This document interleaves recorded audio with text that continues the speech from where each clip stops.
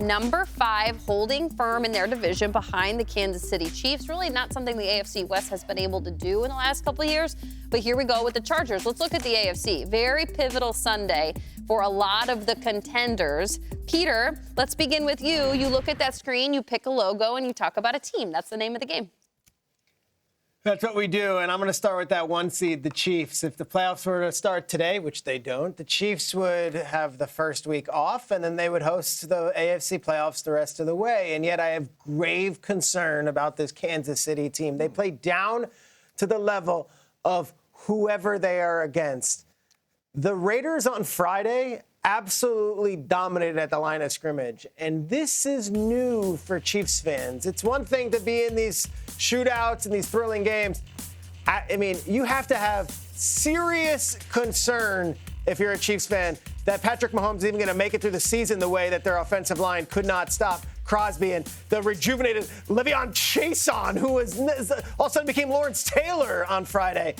Guys, it was so bad that they took Wanya Morris, who's been playing nobly as a second-year guy. I love that. They moved him, they benched him, and they put Joe Tooney, who's been one of the best guards in football. Joe Tooney finished the game at left tackle, which is not what they expect. So here you go. You've got Kingsley Suamataia, who has been in there early, and then he got benched. Then you got Wanya Morris at left tackle.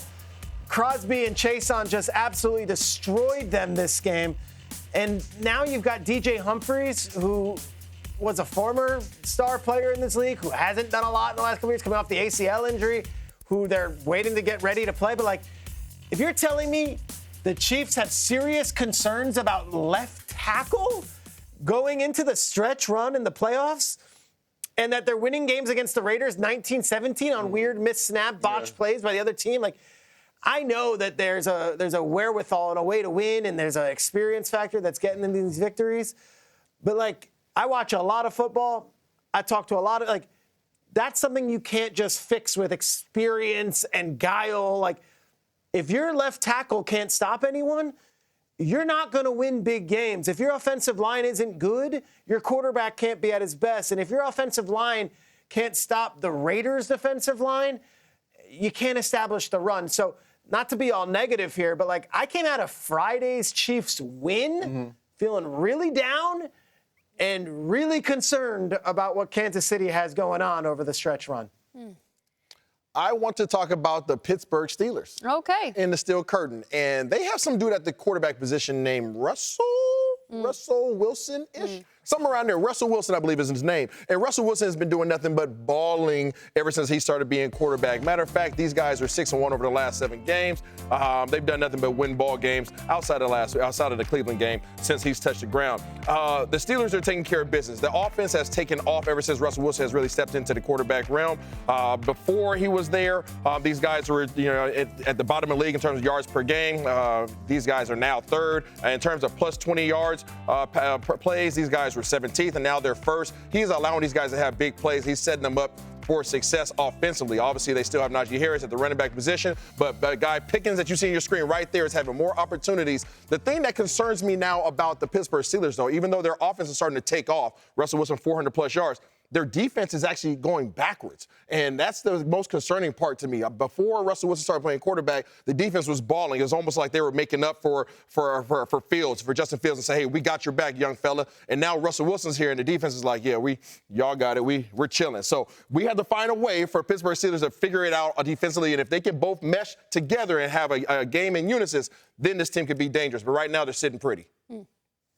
Hey, question real quick. Chiefs at Steelers on Netflix Christmas Day. I just gave you those grave concerns about you. Like, I think the Steelers might be favored if that game was to be played tomorrow. What would you guys say about that? That's how much difference these two teams look right now.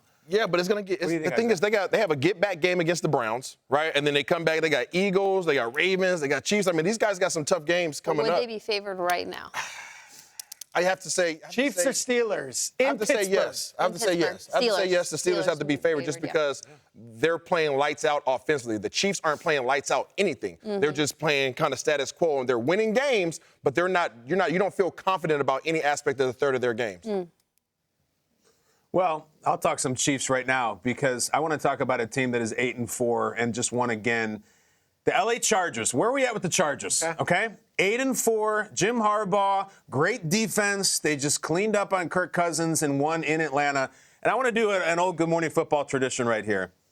I want to say good morning to the future. I want to say good morning to Monday, December 9th. That is 1 week from today, okay?